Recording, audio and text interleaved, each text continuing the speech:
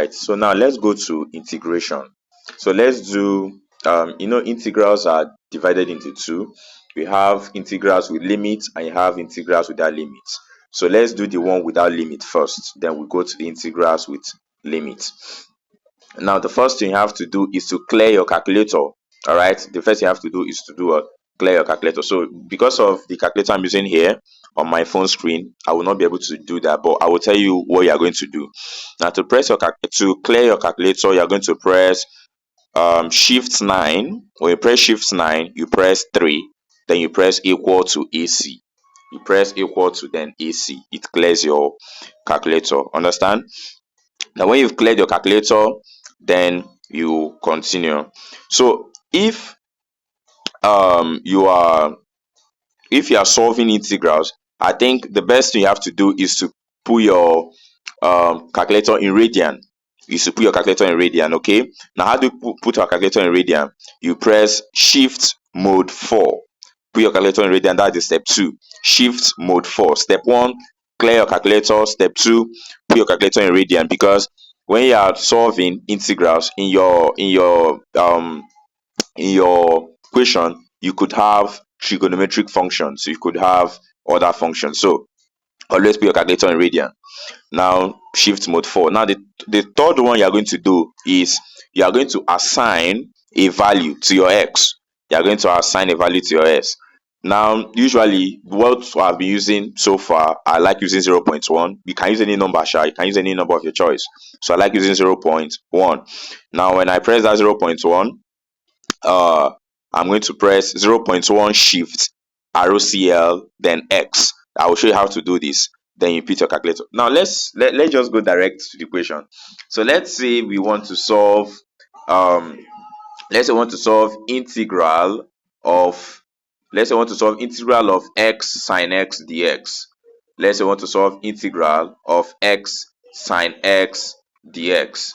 So what we'll do is you will not press the integral sign.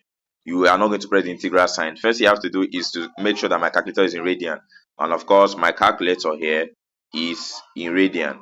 Now the next thing I'm going to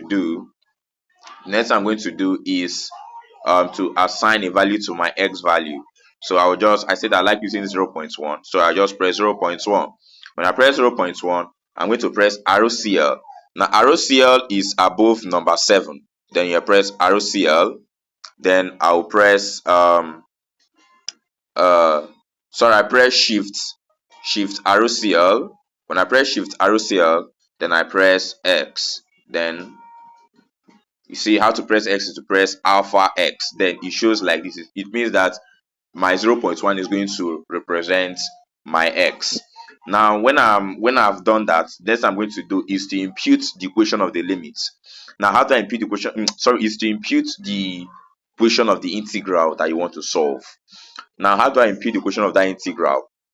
Remember that the integral we are trying to solve here is the integral of x sine x dx. So there is no need to put the integral sign. What I'm going to just press is x sine x. Okay, so you press alpha x, then sine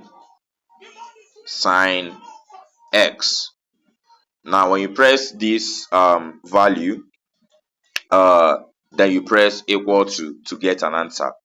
Now this answer you are going to get, write it down.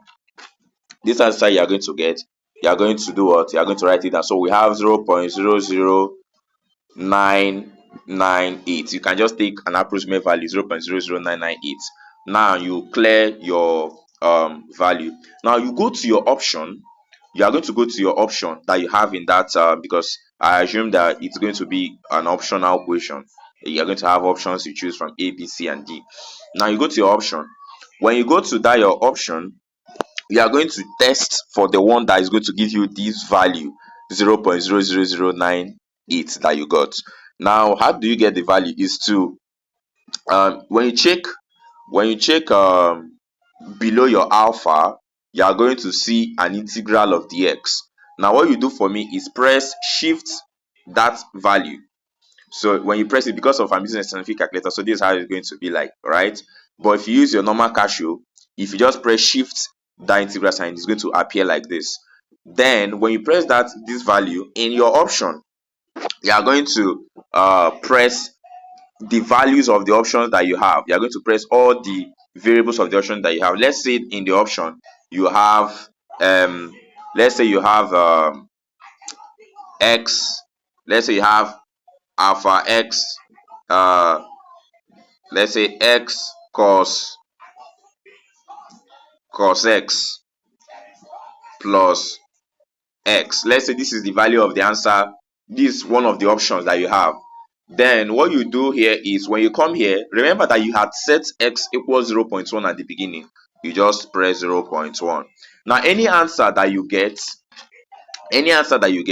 it must tally. Like as you can see here, we have 1.985. It is not equal to 0.0098.